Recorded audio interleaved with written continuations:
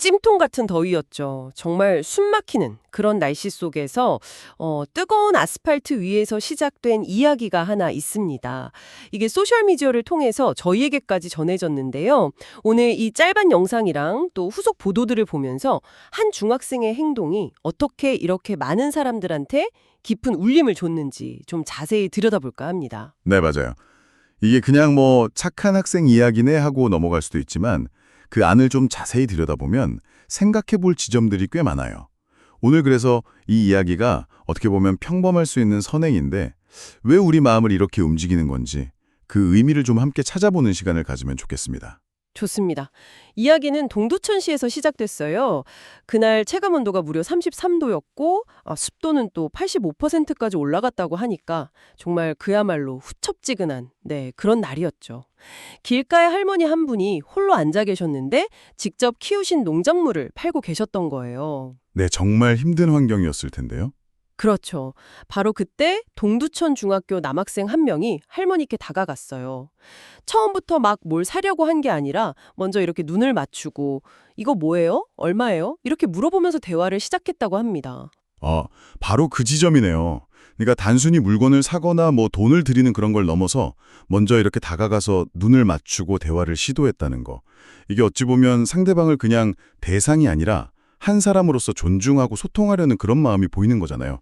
이게 저는 적극적인 공감의 시작이 아닐까 뭐 그런 생각도 들더라고요. 학생이 땀을 막 닦으면서 주머니를 이렇게 뒤적뒤적 했는데 잔돈이 없었나 봐요. 그래서 잠시 좀 당황하는 듯 했지만 바로 어디론가 가서 돈을 받고 왔어요. 그렇게 해서 이제 할머니께 돈을 건네려고 했는데 근데 있잖아요. 나중에 알고 보니까 그 돈이 이 학생이 그동안 모아뒀던 비상금의 절반이 넘는 액수였다는 거예요. 와, 비상금이요. 그러니까 자기한테도 되게 소중하고 꼭 필요할 때 쓰려고 아껴둔 돈이었을 텐데 그걸 기꺼이 내놓았다는 거. 이게 진짜 뭐랄까 그냥 순간적인 충동이나 동정심이라기보다는 정말 할머니의 어려움을 보고 깊이 공감하고 도우려고 했던 어떤 희생적인 마음 그런 게 아니었나 싶어요. 네, 정말 그런 것 같아요.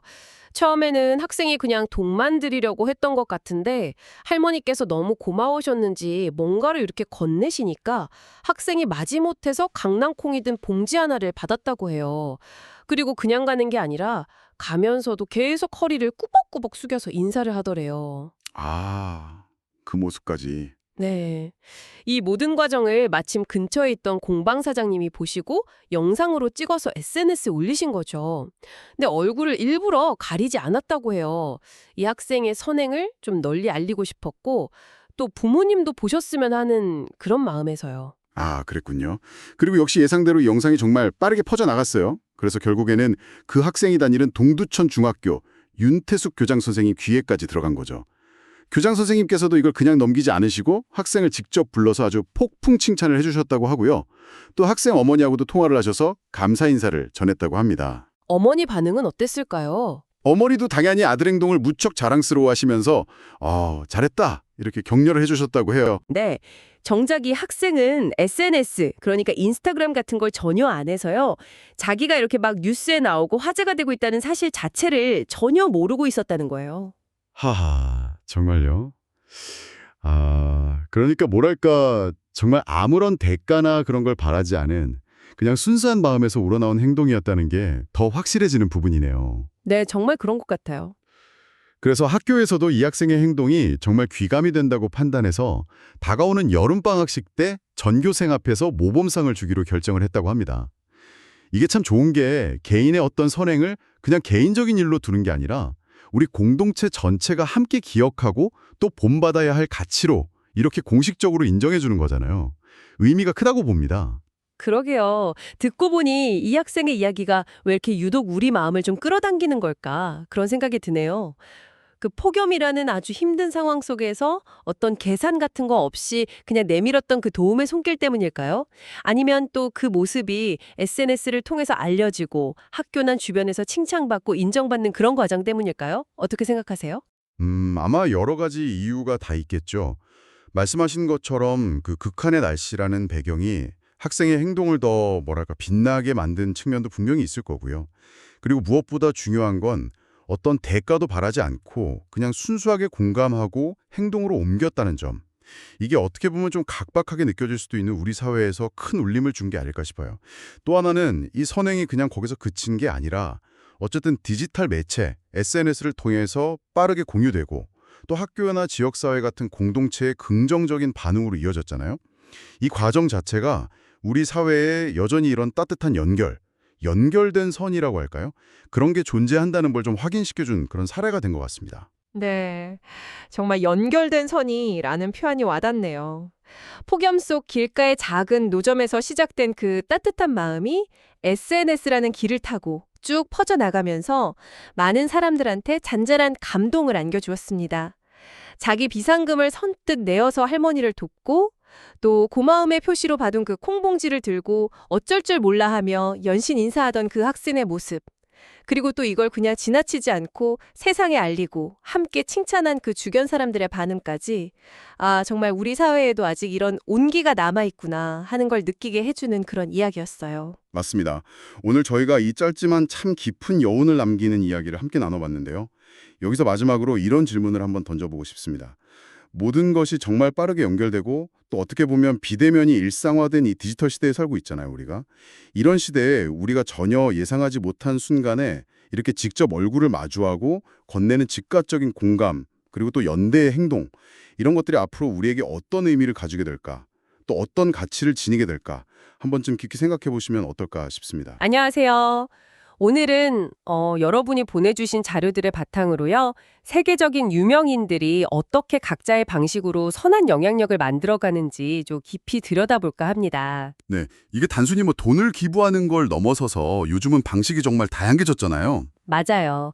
그래서 오늘 테일러 스위프트부터 리한나, 해리 왕자 부부, 또 셀레나 고메즈까지 이들의 좀 구체적인 사례를 보면서 어떤 다른 점들이 있는지 한번 같이 이야기 나눠보면 좋겠습니다. 흥미로운 주제가 될 것 같습니다. 그럼 먼저 테일러 스위프트 사례부터 시작해 볼까요? 그 엘렌 폼페오가 이야기한 걸 보면 어린이병원 NICU, 그러니까 신생아 집중치료실 부모님들을 위한 음성 녹음 프로그램에 정말 큰 금액을 그것도 바로 기부했다고 하더라고요. 네, 그게 참 인상 깊었어요. 필요하다는 이야기를 듣고 바로 움직였다는 거잖아요. 그렇죠. 그리고 이레이즈 투어 중에도 영국 푸드뱅크에 기부하고 LA 산불 때도 피해자나 소방관들 지원하는 걸 보면 정말 도움이 필요한 순간에 굉장히 빠르게 움직이는 것 같아요. 네, 스위프트의 경우는 말씀하신 것처럼 긴급 구호 성격이 좀 강한 것 같아요. 재난 현장이나 뭐 당장 도움이 필요한 병원이나 이런 곳에요. 신속하게 지원하는 거죠. 네, 그게 즉각적인 효과는 클 수 있겠네요. 그렇죠. 하지만 또 어떻게 보면 문제의 근본 원인을 파고드는 장기적인 접근과는 약간 결이 다를 수도 있고요. 아, 그런 즉각적인 도움도 물론 중요하지만 또 바른 접근 방식도 있단 말씀이시군요. 네. 그럼 리한나 케이스는 좀 다른가요? 2012년에 클라라 라이온의 재단을 세웠다고 들었는데 아, 네. 리아나 재단은 정말 흥미로운 사례인데요.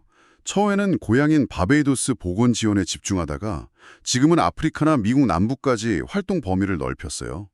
건강 문제뿐만 아니라 기후변화 대응, 여성 기업가 지원까지 정말 다각도로 접근하고 있죠. 와, 활동 범위가 정말 넓네요. 근데 여기서 핵심은 그 방식이에요.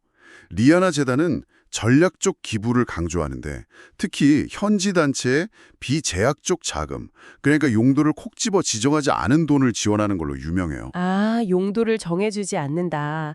그건 왜 그런 건가요? 그게 바로 현장의 전문성을 믿는다는 뜻이죠. 현지 사정은 현지 단체가 가장 잘 아니까 그들의 판단을 존중하고 자율성을 주는 거예요.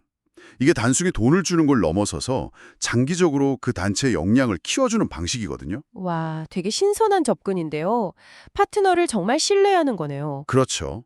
어떻게 보면 기부자와 수혜자 간의 관계를 좀 더 수평적으로 보려는 시도라고도 할 수 있겠습니다. 그렇군요. 그런가 하면 또 해리 왕자랑 메건 마클 부부처럼 어떤 지위나 이런 것과 상관없이 직접 현장에서 뛰는 모습도 있잖아요. 네, 맞아요. 왕실 직무를 내려놓은 후에도 계속 활동을 이어가고 있죠. 2025년 LA 대형 산불 때는 월드 센트럴 키친이라고 재난 지역에 음식 지원하는 단체랑 같이 직접 배식 봉사를 하기도 했고요. 아, 직접 가서요? 네. 그리고 메건 마클 같은 경우는 알타데나 걸즈라는 그 소녀들 자립 지원 단체에서 학용품도 기부하고 또 직접 가서 만나고 이런 현장 활동을 꾸준히 하고 있어요. 이 부부의 활동은 뭔가 공식적인 역할 너머의 진정성이 느껴지는 것 같아요. 맞아요. 특히 직접 지역사회 문제 해결이나 청소년 지원에 몸으로 참여한다는 점, 그리고 이걸 꾸준히 한다는 점이 중요하죠. 공적인 자리에서 내려온 후에도 계속되니까요. 이게 메시지에 힘을 실어주는 것 같습니다. 직접 참여. 이것도 하나의 큰 흐름이군요. 그럼 마지막으로 셀레나 고메즈 사례도 좀 볼까요? 이 경우는 또 되게 흥미로운 게 자기 사업이랑 연계를 시켰더라고요. 아, 네. 레어 뷰티 말씀이시죠? 네, 화장품 브랜드 매출의 1%를 기부해서 레어 임팩트 폰드라는 걸 만들었잖아요. 이게 또 목표가 뚜렷해요. 청소년 정신건강 증진. 맞아요. 목표 금액도 1억 달러로 굉장히 크게 잡았고요. 실제로 첫 해에 벌써 여러 기관에 120만 달러 정도 지원했다고 하죠. 네, 단순히 펀드만 운용하는 게 아니라 2020년 호주 산불이나 2025년 남가주 산불 때처럼 직접 거액을 기부하기도 하고 자원봉사도 하고요. 그렇죠. 고메즈 사례는 여러 가지 면에서 주목할 만한데요. 일단 사업 모델 자체에 사회적 가치를 딱 심어놨다는 점, 수익의 일부가 자동으로 기금으로 가는 구조잖아요. 네네. 그리고 1억 달러라는 아주 구체적이고 야심찬 목표를 세웠다는 것. 또 기금 운용뿐 아니라 직접적인 재난구호 활동까지 병행하는 굉장히 다각적인 노력을 하고 있다는 거죠. 특히 요즘 정말 중요한 문제인 청소년 정신건강에 집중했다는 것도 의미가 있고요. 맞습니다. 그 점도 아주 중요하죠. 이렇게 보니까 정말 유명인들의 사회공헌 방식이 예전과는 많이 달라진 것 같아요. 네, 오늘 살펴본 사례들만 봐도 정말 다채롭다는 걸 알 수 있죠. 스위프트처럼 긴급한 필요에 발빠르게 대응하는 방식도 있고 리아나처럼 현재 영향을 키우는 데 초점을 맞춘 전략적인 투자도 있고요. 해리 왕자 부부처럼 꾸준히 현장에 직접 참여하는 모습도 인상적이었고 또 셀레나 고메즈처럼 아예 자신의 사업과 사회적 가치를 결합하는 방식도 있고요. 그렇죠. 그러니까 단순히 얼마를 기부했다 이게 중요한 게 아니라 어떤 방식으로 기여하느냐에 대한 고민이 점점 깊어지는 것 같아요. 이 접근법의 다양성 자체가 굉장히 흥미로운 지점입니다. 결국 이 모든 이야기가 우리에게 시사하는 바는 영향력을 가진 사람들이 세상을 돕는 방법이 정말 여러 가지라는 거 아닐까요? 맞습니다. 긴급 구호부터 시작해서 장기적인 시스템 변화를 위한 노력, 직접 현장에 뛰어드는 거, 또 사업이랑 연결하는 것까지 여러분은 이 중에서 어떤 방식이 가장 마음에 와닿으시나요? 이게 그냥 유명인들의 좋은 일 이야기라기보다는 우리 사회에서 영향력을 어떻게 하면 긍정적으로 쓸 수 있을까? 그 다양한 모델을 보여주는 것 같아요. 네, 정확합니다. 우리 모두에게 생각해 볼 거리를 던져주죠. 네, 오늘 저희는 이렇게 영향력 있는 인물들이 각자의 자리에서 또 각기 다른 방식으로 긍정적인 변화를 만들어내는 여러 모습들을 함께 살펴봤습니다. 참 의미 있는 시간이었네요. 오늘 나눈 이야기들을 보면서 이런 질문을 한번 던져보고 싶어요. 개인이든 어떤 조직이든 우리가 가진 것을 어떤 방식으로 나누고 기여하는지가 그 노력의 실제 효과나 또 장기적인 지속성에 궁극적으로 어떤 차이를 만들어낼까요? 한 번쯤 같이 고민해보면 좋을 질문인 것 같습니다. 오늘 함께 해주셔서 감사합니다. 네, 감사합니다. 여기 선행에 관한 감동적이고 깊이 있는 명언들을 소개할게요. 작은 친절이 세상을 바꿀 수 있다. 이솝. 소소한 선행 하나가 누군가의 삶에 큰 변화를 가져올 수 있다는 진리를 전해줍니다. 선행을 할 수 있을 때 해라. 기회는 영원하지 않다. 루소. 지금 당장 우리가 누군가를 도울 수 있는 기회가 있다면 주저하지 말아야 한다는 가르침입니다.